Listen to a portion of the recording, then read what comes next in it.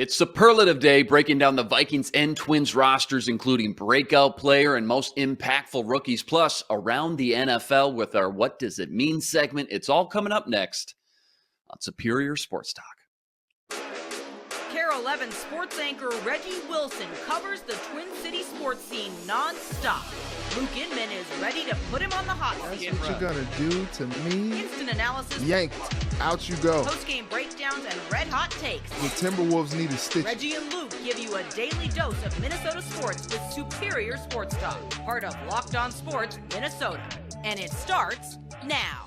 Back in the lab, Reggie and Luke back at it. Another episode, Superior Sports Talk, presented by Locked On Sports Minnesota. It's your daily 30-minute breakdown of everything Minnesota sports. Find us streaming now on your Roku or Amazon Fire Stick devices. Look out for our Locked On Sports Minnesota app there as well. That's Reggie Wilson on Twitter, at Reggie Wilson TV, and on KARE 11.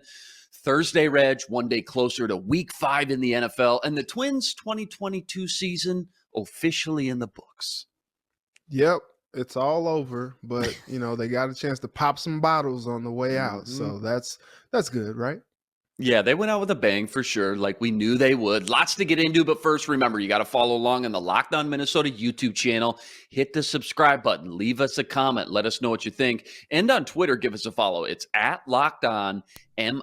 And remember, we're a podcast too. Free and available, all platforms, Spotify, Apple, you name it, we got it. Tons of great choices over there too. You got the Ron Johnson Show, you got the Football Party, and more. It's your one-stop shop with endless Vikings talk with local experts. Do us a favor, hit the subscribe button and drop us a 5-star review. All right. To football we go. Vikes take on the Chicago Bears this Sunday, noon game, so we should see the A-plus version of Kirk Cousins. Remember, Vikes are 3-5 versus the Bears since 2018, but they did sweep them last year with Justin Fields. He played one of those games, Andy Dalton the other. We're a quarter of the way through the 2022 season here, Reg, so I wanted to bust out our awards and hand out some superlatives through these first 4 games. Let's just jump right into it here. Just give me the first player that comes to mind, maybe a quick 15, 30-second reasoning why. Here we go. First one up, Vikings first quarter superlatives. Breakout player for the Vikings. Who you got? If you were asking me, which I think you just did, Luke. I think I did. How about that? I would go breakout player Christian Darrisaw. He had a lot of expectations coming into this year, people comparing him to Trent Williams out in San Francisco. And you know what? So far, so good. Grading out well in the pass game and the run game. And he is as advertised from the offseason. So I'll go with Christian. I got a feeling this guy's going to be mentioned quite a few times during this segment. Yeah, Christian Darrisaw is the correct answer. Absolute beast thus far. I didn't like all that preseason hype comparing him to Trent Williams, etc. But all he's done is dominate, man. Just taking a massive step forward in his sophomore year. And he's really been just the catalyst that's helped this offensive line become a foundation of the team. Not just the offense, the team. I mean, this offensive line has kind of become the identity of this team, playing so well in the trenches. For the first time in probably over a decade, they've been able to say that. A unit that has not committed a single holding penalty against them. The only team in the NFL to do that thus far through 4 weeks. Everyone knows when you're building an offensive line from scratch, it always starts and stops with the left tackle, the blind side protector of your quarterback. He's been the number 1 tackle in the NFL in run block win rate, and it's just been an absolute stud. Best breakout player, hands down, has been Christian Darrisaw. Next one up, most underrated. Who's kind of flying under the radar here for the Vikes through these first 4 weeks? I feel like he's not underrated because we talk about him a lot, but just as far as like getting his respect around the league, to me, it has to be Jordan Hicks. Like the dude is just one of the most productive linebackers in the league, and he just doesn't get talked about, I feel like he should, with the production level that he has. He's just a consummate pro, tackle machine, still a sideline to sideline guy out there being productive. But, if you say, hey, who's one of the best linebackers in the league, I feel like people would not say him. But here in Minnesota, people are taking notice. Yeah, and it's funny too because he's been doing this his whole career. He puts up these 100+ tackle seasons, always gets his Hmm. hands on the ball a few times, couple sacks in there, couple interceptions, couple forced fumbles. And yeah, you're right. He just kind of flies under the radar. We don't talk about Dalvin Tomlinson enough. Highest Oh PFF grade yeah. of the week versus the Saints with nearly a 90 grade, which is insane. They just don't hand out those kind of grades. Been an absolute just hog in the middle. He and Harrison Phillips kind of forming a great 1-2 punch right now. This defense Hmm. as a whole, still figuring things out and what their identity is right now. But having two guys in the trenches like that is helping them kind of get by while they figure out Ed Donatell's defense. Dalvin, kind of an unsung hero and one of the few shining bright spots in this defense through 4 weeks thus far. Next one up, who needs to rebound? Like, who's the guy that maybe hasn't lived up to the expectations we set heading into the year? You're expecting a little bit more from moving forward. So this one's tough for me because I love this guy. And also, it's kind of unfair, but you asked me the question, so I have to answer. I'm going to go with Danielle Hunter. He had the Mm-hmm. sack in the first week of the season, and then it's been a little quiet on that front. Great that he's continued to stay healthy. You hope that continues to be the case. But you are expecting this guy to just dominate, Kenny. Like, you're expecting more and more sacks from him. You know, by the time he was out last year, he was leading the team in sacks. And I'm like, look, that's been something that I have said throughout the last several weeks. I'm like, where is the pressure? Like, where are the sacks? This would be a good time to get a sack. And it's like, well, he and Za'Darius Smith are the two guys that can really bring it. And I think I expect a little bit more from the edge department right now. No, I think it's fair. And my answer is on the other side of the ball, but for a lot of the same reasonings. We all know we got high expectations we have for this guy. So I have to keep him honest here. I got to hold him to these high standards that right now I just don't think he's played up to yet. He's been good, but he hasn't been the superstar game changer like we ask him to be for the workload, the attention he gets, and the contract they're paying him. It's Dalvin Cook. Very little explosive plays from him thus far. He's kind of that boomer bust runner. He lives and dies on those explosive plays. I know he almost busted one versus the Saints. He got tripped up. Should have been a penalty. But nonetheless, it's hard to pay running backs big money like this in the NFL in today's day and age. And if you do so, you need results. His longest play of the season right now is 16 yards. He's only got 47 receiving yards through 4 games. So he's averaging just over 10 yards receiving right now per game. That's not great. He's only got 1 touchdown in 4 games. Plus, he had that killer fumble versus Detroit that almost cost him the game when he ran into his own player. I know he's dinged up. I know he's hurt. But if he's healthy enough to play and be out on the field, you got to keep him to the same expectations. Otherwise, just let Madison jump in there while he gets healthy. A lot of money they're paying him, and thus far just haven't seen the results, despite, even the offensive line being much improved from what he's been used to during his career here in Minnesota. Best rookie, obviously, we got to go with Ed Ingram because he's the only guy to start. So best rookie, maybe besides Ed Ingram. Who do you think? You ready? Yeah. Ryan Wright. I love it. Like, the special teams has been outstanding. And then you couple that with him throwing a pass on 4th down to another rookie, Jalen Naylor, last week. And you're like, what can this dude not do? Like, he is amazing. And you kind of understand how he won the punt off, if you will, during the off season or during the preseason. And that's a guy that I mean, he's really the only, other than like you said, Ed Ingram, he's really the only rookie that really has the reps or the production. You cancel out Lewis Seen just because, now he's hurt and he only really had reps on special teams. But when you talk about those special teams reps, Ryan Wright is the dude for me because he goes out there and gets it done week in and week out. And, oh, yeah, he used to be a quarterback, so he can pass it. So you got to watch out for that, too. Punters are people, too, like Rich Eisen always loves to say. And that's a great one, man. Remember, That was a gutsy move to cut the veteran punter Jordan Berry and roll with the rookie. And Mm-hmm. all he's done, he's made Matt Daniels look like a genius. I'll go with the Caleb Evans. He's played the most, so just by default, I'll go with him. Brian Mm-hmm. Asamoah's been really good on special teams. I still think once he gets into some sub packages, he'll be, if nothing else, a lot of fun to watch. He's just so fast. But in the end, when this is all said and done by the end of the year, I still think Andrew Booth Jr.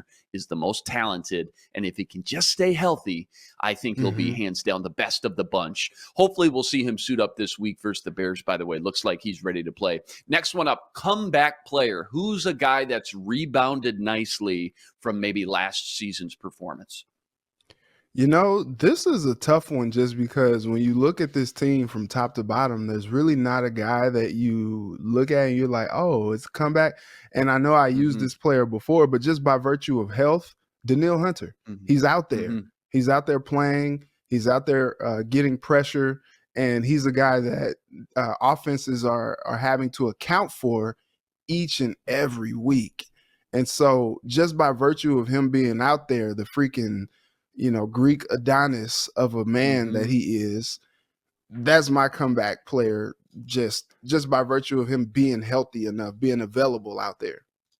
Yeah, no, you're right. I'm going to cheat a little bit. I'm going to tweak this one because you're right. Usually it goes to a player who was hurt, who then comes back. This guy just wasn't very good last year. Everyone wrote off Garrett Bradbury. Am I wrong? Okay. I mean, everybody wrote that guy off. All he's done is prove us wrong, Reg. 8th best center in the NFL in run and pass block win rate.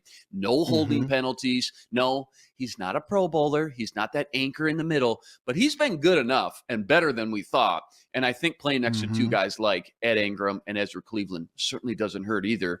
But for me, comeback player, I'm giving it to Bradbury just because what he's done and compared to where he came from the last few years. Next one up. Most pivotal or impactful player, like who's been the most impactful or integral part of this team thus far? His name rhymes with Weston Jefferson. Of course, it's Justin Jefferson. Like, the dude is one of the best receivers in the game.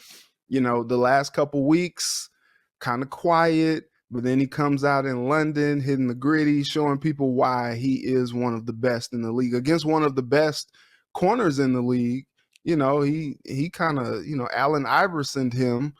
If you look at his Instagram post to Marshawn Lattimore's Tyronn Lue, I don't understand why people hate Marshawn Lattimore so much, but receivers hate him. Like, Mike Evans wants to fight him each and every time he sees him on the field. He must say some stuff about their mothers or getting in the or head something or whatever, but it brought out the best in Justin Jefferson. And we know that this offense kind of goes as JJ goes. And he's been out there, doing this thing. The games where he has played well, he's well over 100 yards, got a touchdown, and he's doing his thing. And last week, they don't win that game without his production. So he has to be the most pivotal, impactful player to me. No, I'm with you. Usually this award is going to go to the quarterback like 4 out of 5 times, I feel like. But JJ has bailed out Kirk and this offense and this team in 2 of their 4 games single-handedly. And, I mean, he's done all the heavy lifting, if you will, for them. You can say the Packers' defense was atrocious in week 1. You can say Kirk had a perfect deep ball late in the game versus the Saints up the sideline. That's all true. But nobody puts Marshawn Lattimore in a blender like Justin Jefferson did. Nobody strikes fear in opposing defenses and allows other guys like Thielen and KJ and the running backs and Irv Smith to roam free like JJ does. Even when he's not getting the ball, he's influencing the game. I think Kirk is eventually probably going to win this award by season's end. He's going to keep getting better and better in this offense. But right now, I'm with you. I'm going with JJ, man. Stud, MVP of the team. Last one, the don't forget about me guy. Like, who are we forgetting about? Who's not getting the attention maybe they should? Well, you brought it up, but look, Dalvin Tomlinson.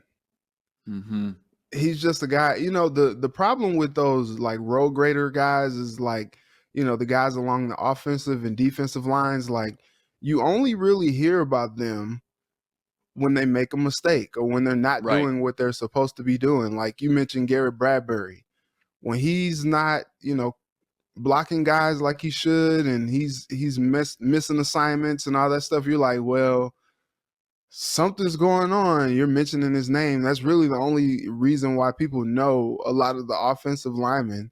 And the defensive linemen, if you're not getting sacks, you're not really, but you look at Dalvin Tomlinson, I think it was 89.8 defensive Mm-hmm. performance against the Saints per PFF. Like, the dude is just quietly getting it done.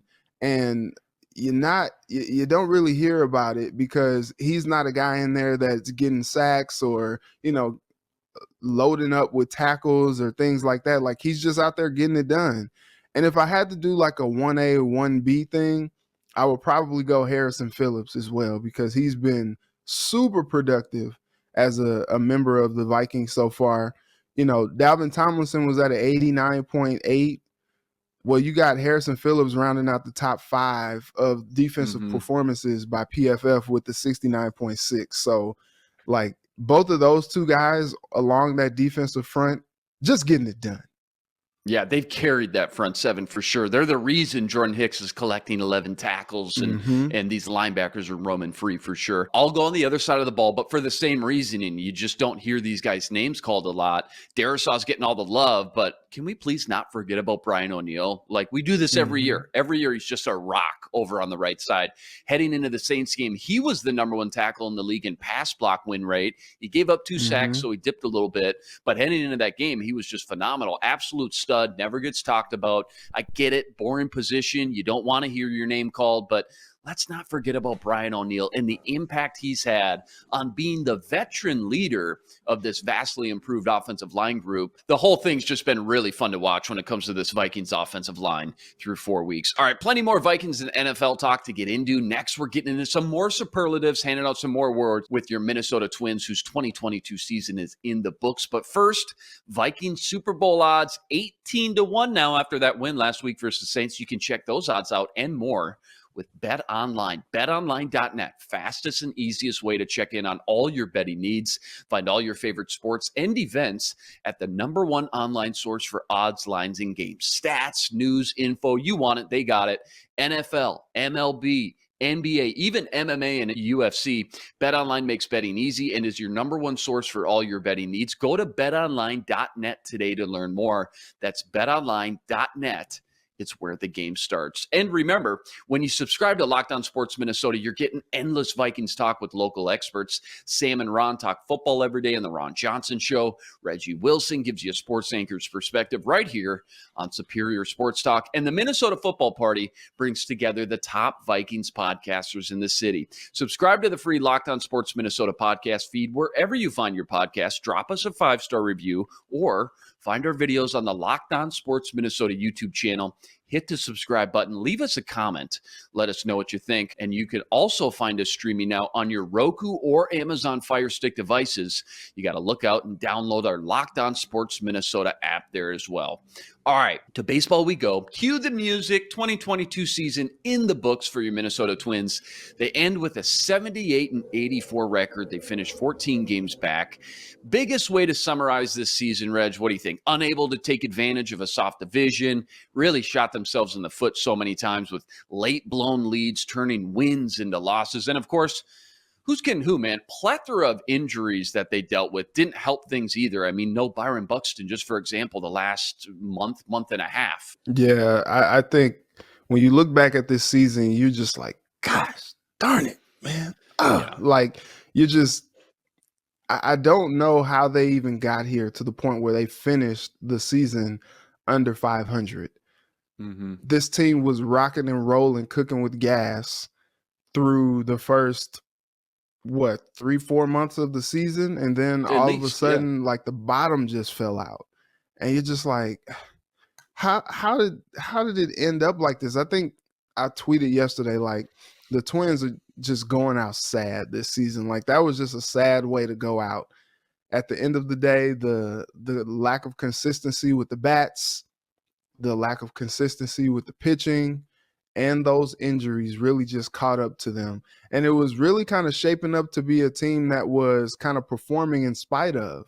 We had plenty of shows here where we talked about the injuries that they were dealing with, but they were finding a way to win in spite of. And sure enough, though, A lot of that stuff just catches up to a team.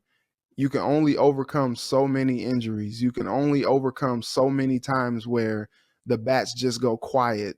And I think that was the biggest letdown. Like some of the guys that they expected to continue to anchor that starting lineup in the as far as the bats go, they just go quiet. Any given time you have a game where Carlos Correa 0 for 4, or Gary Sanchez 0 for 3, and these type of things really hurt you when it comes down to it, especially when you have these games that are 1, 2, 3 run games. It's like, well, like they're in striking distance, but they can't strike anything other than striking out. And so I think that was the tough part about what we saw this season from the Twins. They just, man, they flatlined terribly, and they should be a team that we're talking about in the playoff mix right now. The fans wanted them to do something at the deadline. They made a couple moves to really try to, put themselves over the top, and it didn't matter. And I think that's the most disappointing part about how this season ended up.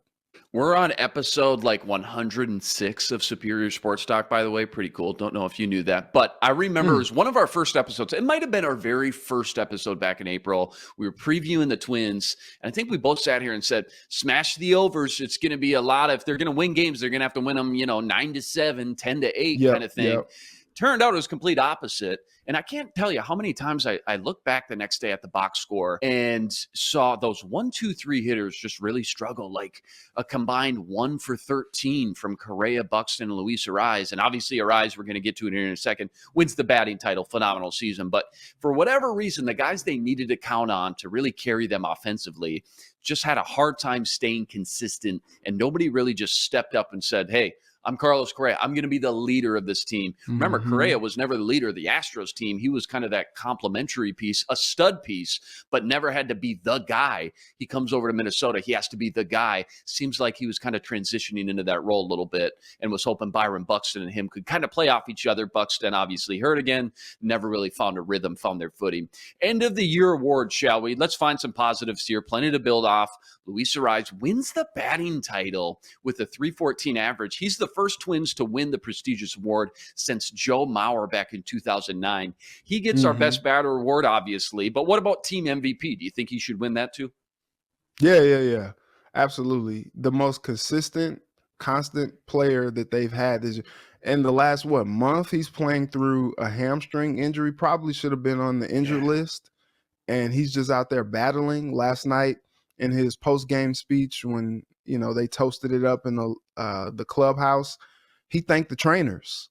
And I understood that because they helped him be able to even get out there. I mean, he's smacking doubles, smacking singles, and he's hobbling the first base, hobbling, into second with the double. And it's like, I know he's glad that the season has come to a close now because he's like, whew, oh my God, this was a lot. And now he can kind of rehab that hamstring and get back healthy like he needs to be. But like the grit from this guy to battle it out for something that he really, really wanted. He talked about it yesterday. This was something he really, really wanted and really didn't even have to play yesterday if he didn't want to because Judge conceded to him. But he's just like, you know what? I'm just going to go ahead and stick this double in here. Let's raise it up to 316 on my way out. Oh, you love it. You love to see it. Absolutely phenomenal. Yeah, I think I said 314, 316. Thank you. Yeah, it feels like some people would say it's got to be him or Correa, but when you look at just the stats on paper, for me, it's not really that close. I mean, Arraez just a special, magical season you don't see a lot. Fun to sit back and be able to look at this lone bright spot, the 2022 seasons. Fans can always look back on and remember. Pretty cool. How about the Twins' best pitcher, Cy Young Award? Like, who's the best pitcher of the bunch? Could be starters or relievers. Who you got? Well, the best pitcher to me would probably be Sonny Gray. I know he's had his stints on the injured list and all that, but like the dude, whenever he went out there, like Rocco talked about it. The team just had confidence, like, all right, we'll be good. We got Sonny out there. It's always sunny in Minnesota. I think he's just a guy that went out there, 8-5 record, 3.08 ERA. It was tough to pick between him and Joe Ryan. Joe Ryan had more strikeouts, and I think he was more largely available. And But more wins, 13, but 8 yeah, losses, though, too. 13 Yeah, to better. Pretty much the same 13 whip. Yep. to Sonny's 8, but started 24 games, 117 strikeouts. Like, the dude was out there battling. And I'm not sure, what his future holds in Minnesota, but I would think that, if they want to win next year, he would be a guy that they would, consider a building block towards what they have going on next year. I certainly hope so, because that would form a great 1-2 punch, obviously, and then you had some other key pieces back into the mix. How about most likely to take a big step forward in 2023? Like, we've talked about that a lot this last month specifically. A lot of young guys going on here. We don't know who's going, who's staying, but who's going to take that next step and just turn into like that, just a core piece of this roster. No, not a stud or a superstar yet, but just like a guy you can count on in the lineup night in and night out. Oh, definitely Jose Miranda. Like, I think he showed enough this year for us to say, oh yeah, like, he's here, like, he's arrived. And you look at it, the production that he had after getting sent down, and he comes back up after a day because of the injury to Lewis, and you're just like, all right, like, let's see what he's got. And I think he went out there and really played loose, played fast. And that was just something that kind of propelled him to a great season down the stretch. Like, we saw some special moments with Jose Miranda this season, and I think he's here to stay. Yeah, he'd probably win the most improved player award too. That was the next one. So we'll just by default hand it to him. Yeah, phenomenal season. Can't wait to see him next season and just his development and progression in the lineup. He's become really fun to watch. Twins 2023 season, hey, right around the corner. Before that, though, there's plenty of MLB playoffs to get into. We'll be covering that. So be sure to check into Superior Sports Talk as Reggie and I break down all the MLB playoffs coming up. You got a World Series prediction here, just top of your head. No explanation needed. I feel like the Dodgers got to be in the mix here, right? Yeah, I was gonna say you have to go with the Dodgers there. Although I think the Braves, man, like, they took over the Dodgers last year. Like, you can't count the champs out. So I think, but in the NL between those two teams, it should be something. And then as far as the American League goes, I guess you go Yankees by default, but I think it's gonna be fun. But I do think that the World Series champion comes out of the National League. I agree with that. All right, time has come for our What Does It Mean segment. Let's just jump right in. What does it mean? We're going around the NFL again today. Maybe the biggest storyline in the NFL thus far has been the superb quarterback play of guys like Geno Smith, Cooper Rush, and even Jared Goff. Geno's got the highest completion percentage in the league at well over 70%. Wow. I think it's at like 73%. Rush has gone undefeated for Dallas, and Goff is in the top 5 quarterback in multiple statistical categories. What does it mean when it comes to which quarterback has surprised you the most? So this is a weird one. I watched Hard Knocks. Jared Goff had a great preseason, great camp, and he's kind of just gone forward in that. That being said, he has made some weird mistakes that have cost him, some performances. So he looks, like an improved Jared Goff, but he looks like Jared Goff. To me, when you say who has surprised you the most, like, look, Cooper Rush came in last year against the Vikings and played well, but you're like, okay, he played well for a backup. Now all of a sudden you're like, oh dang, like, this dude is playing well, like, he might take Dak's job. Like, Jerry Jones is like, well, Dak can't grip the football yet, so we're just gonna stick with Cooper. I'm like, I'm sure you're glad that he can't grip the football yet, because you don't have why are you to smiling? make a decision. You love it. He loves it. Yeah, it's like you're kind of waiting on the other shoe to drop with Cooper Rush, but like, it's not dropping. He's just going out there and balling out. But I think when you say which QB play has surprised you the most, I think it has to be Geno Smith.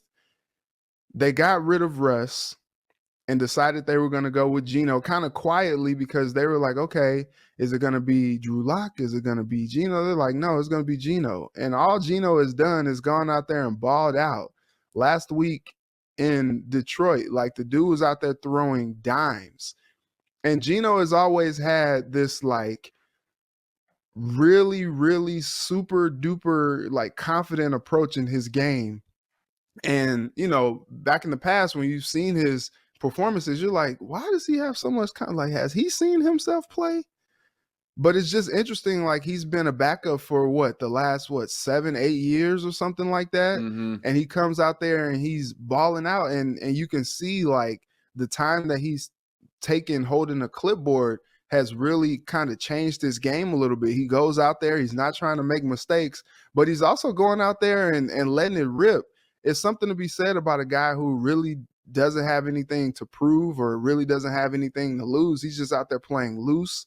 And this high completion percentage like that, he has better numbers than Russell Wilson through the first 4 weeks of the season. It's just like he's making Seattle look smart for doing what they did. Yeah, Cooper Rush, I mean, certainly he's gone out and made some plays, made some big-time throws, but of the three, probably the most game manager, got the best defense, Micah Parsons and Trevon Diggs he gets to play with. Jared Goff, great offensive line, maybe the best offensive line in the league, got a great running game and some good weapons. There's pieces there, but the most surprising, you're right, got to be Geno Smith. Leads the NFL with a 77.3 completion rate, highest in league history for any quarterback after 4 games in a season.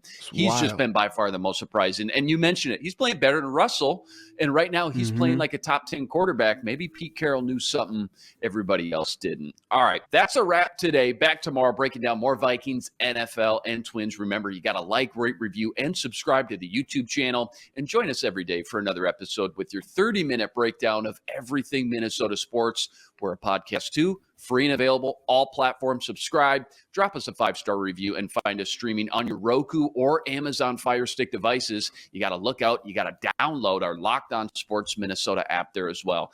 That's the man, Reggie Wilson, on Twitter, at Reggie Wilson TV. Check him out every night on KARE 11. I'm Luke Inman on Twitter, at Luke_Spinman. Special thanks to our producer, Matt DeBritch. Tune in tomorrow to Superior Sports Talk, part of Locked On Sports Minnesota. For Reggie, I'm Luke. Until tomorrow, signing out. Be blessed. Spread love today.